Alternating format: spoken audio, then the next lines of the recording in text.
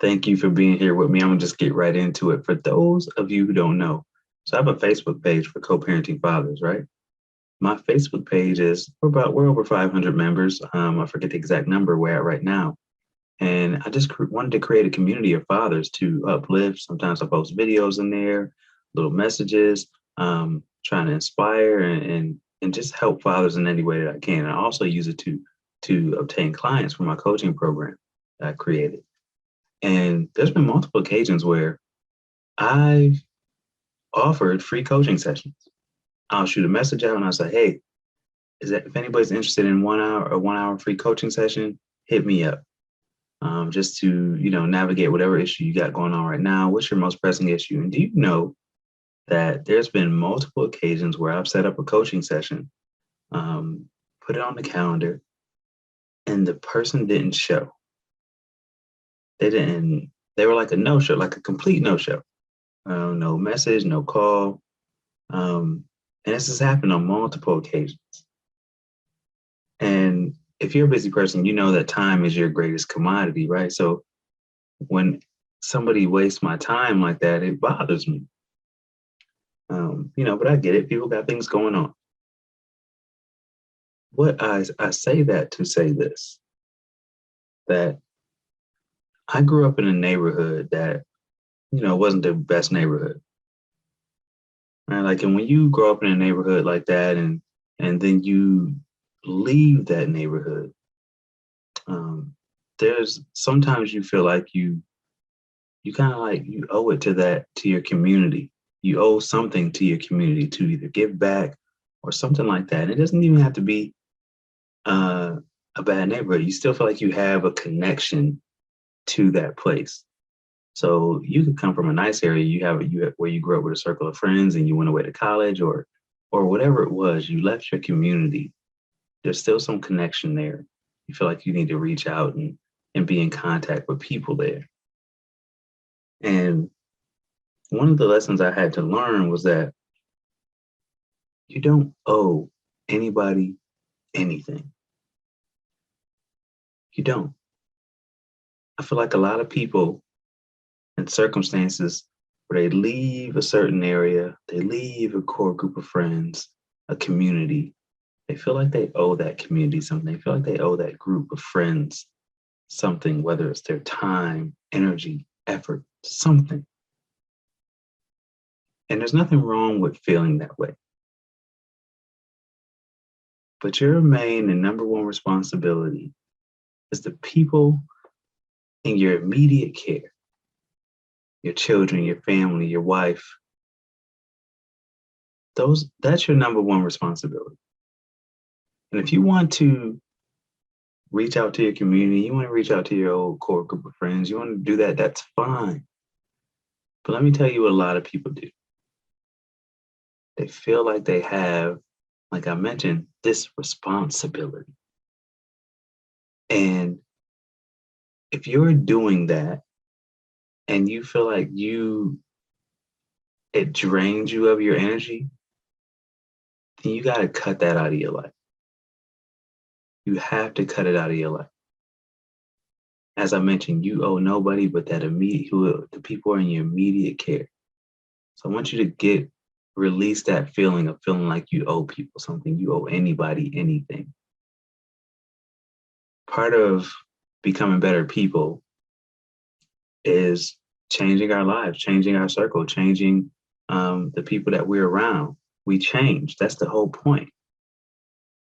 And sometimes when you get away from a certain group, they don't want you to change. And they suck you into old habits, old ways, old conversations.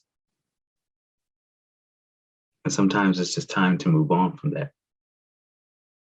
But we feel like we owe people, and you don't owe anybody in that group anything. Just keep that in mind as a father. Your energy and your time is very valuable.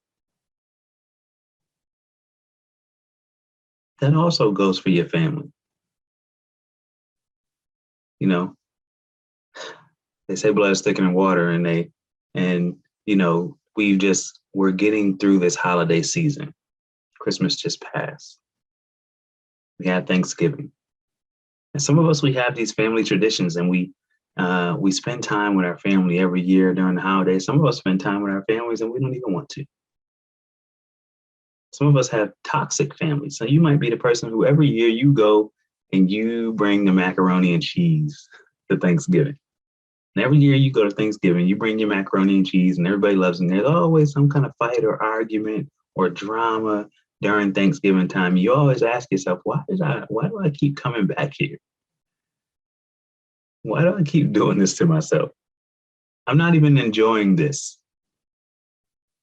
If that's you, you got to protect that. You got to protect your peace. It's okay to walk away from that.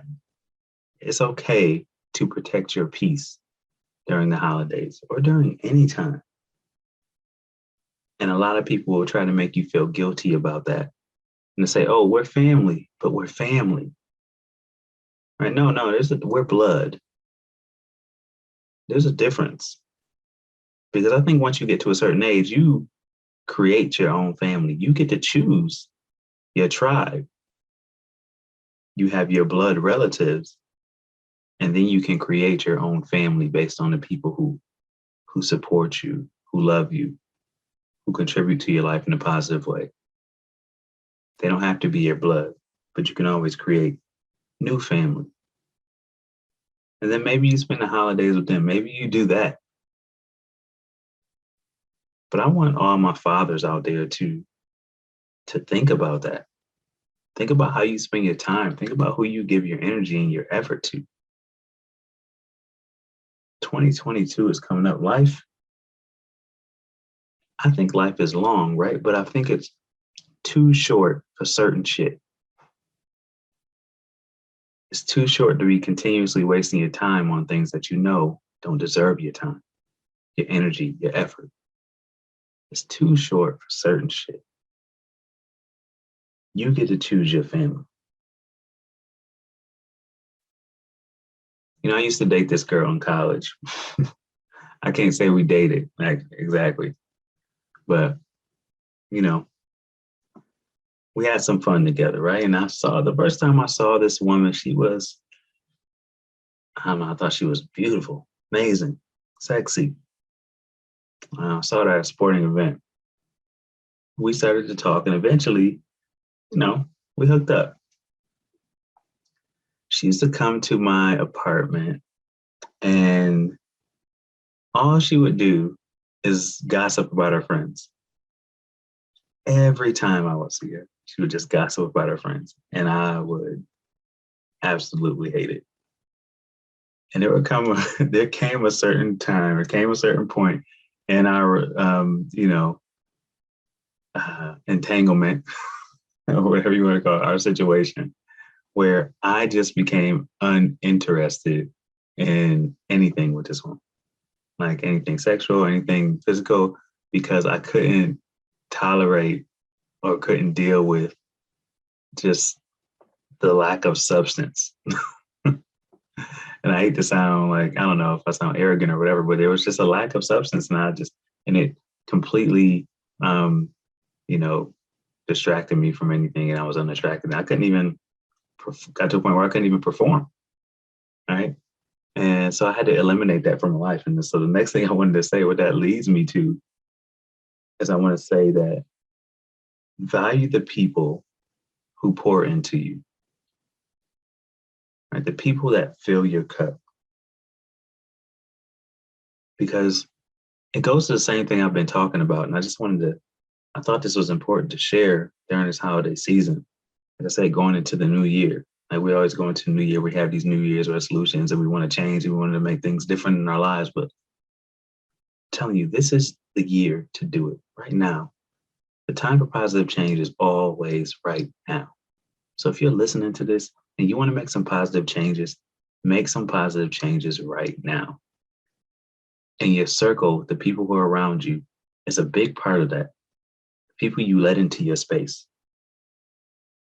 Right? Because as I mentioned before, if you're giving energy to things that don't deserve it, that are not worth your time, it takes away the energy that you need to give to the people who really matter the most. You're exhausted, you're tired, your cup is empty, and there's people that need you. There's people that need you with a full cup. Your children, your spouse, your girlfriend, those people that need you. Stop letting people suck the life out of you. Life is too short for that shit. When you are around people that add value to you and your cup is full, then you are doing your job to add value to the people that you love, the people that are in your care. That's how it works. That's one of the ways, that's where you get that energy from. Minding your circle. If you are not doing that right now, now is the time for change. There's somebody in your life right now who you are not valuing enough. There's somebody that pours into you and you take it for granted. You're not showing them the love that they deserve. Whoever that person is right now that you're thinking of when I said that, make sure today you let them know how much they're worth it. You let them know how much value they add to your life. You don't take them for granted anymore. All right? So value the people that pour into you. Another thing I want to say is this. We just passed Christmas, right? Christmas just, ended, and, we're approaching a new year. And when I was growing up, I think most fathers, they say, and most people, parents, if you're a parent, not just fathers, but they say they want to give their kids the things that they didn't have. And I feel the same way. And, we want to spoil our kids and make sure they have wonderful Christmases. But I want to say to all my fathers out there, and I think it's mostly with men, we feel like monetarily we have to provide, and we want to make sure they have the things they want. But I want to remind you to spoil your kids, not just with gifts, but with love.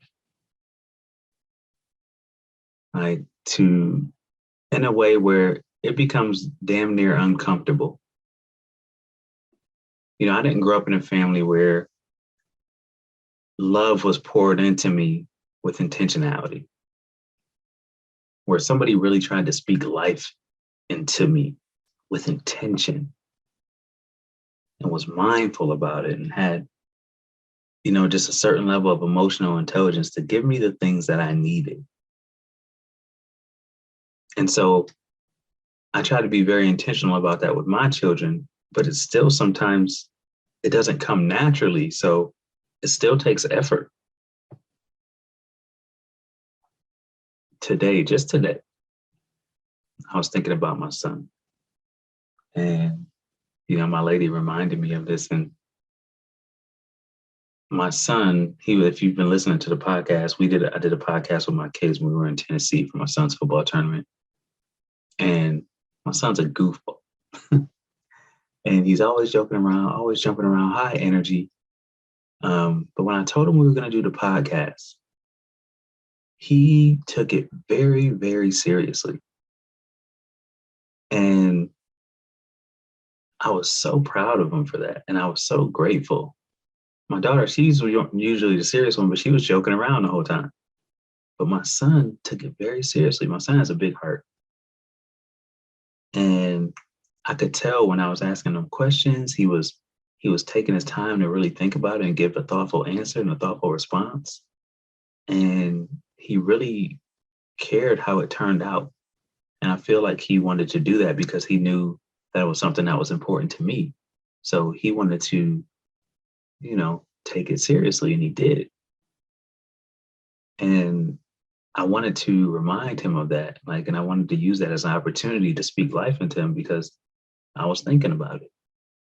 And for some reason, when my son woke up this morning, I'm like, man, I wanted to tell him that. I wanted to be like, hey, I was listening to the podcast and And I just wanted to thank you for let you know I appreciated how you took it so seriously. Um, but for some reason I was like hesitant. It took me a while to like initiate that conversation. It was a it was it just because it doesn't come naturally to me to just to do that. But I do it, right? And and I think with more the more I practice it, the more it will be feel like something really natural. And I want to be intentional and mindful about practicing it more often, right? Because I know my son, especially, he needs to hear those things. Because I'm usually getting on him about something. I'm like, man, he's always doing something wild, where I got to check him. And that's easy to do, right? That's so easy. As kids, we always got to check. It's easy to say, hey, here's what you need to fix. Here's what you're doing wrong. That's easy to do. But to say, you know what, dude, I was listening to the podcast again, and man, you were really on point, man. You really took it seriously, and you really were thoughtful and answered the questions, man. And I wanted you to know that I appreciate that.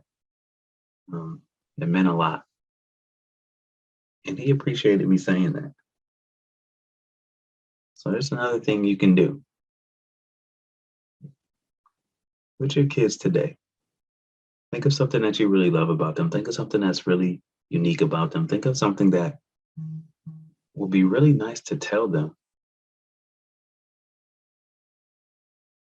and let them know.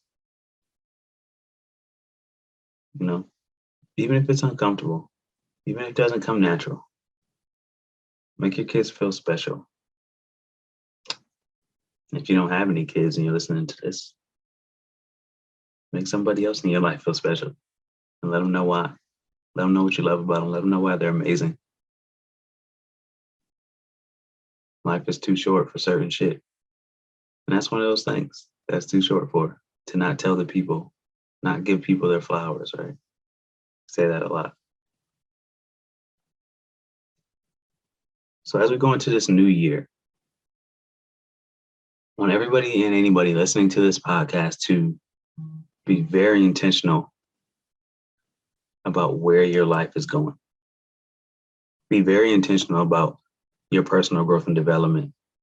Get obsessed, because you being the best version of yourself is the best way to raise great children. It's the best way to be the best father you can be. It starts with you. Fathers set the tone. I believe this 100%. We can have a happy home. We can have a sad home. It could be an angry home. We set the tone for how the house and the home operates and functions. We have the ability to do that. And when I say, when I talk about personal growth and development, I think one of the greatest things my kids could probably say is, right, like, I want to be like my dad. Right? That would be the most amazing thing to hear. And one of the things that I always say to my friends is that if my kids ever say that, if I ever hear them say it, if they ever think it, I want to be the person that they're saying they want to be like. Right? Whatever image they have in their mind when they say I want to be like my dad, that's actually who I want to be. I don't want to be I don't want them to say, I want to be like my dad, and that's just the person that I've been showing them, and I'm some other person behind closed doors, or when I'm not with them, or in private.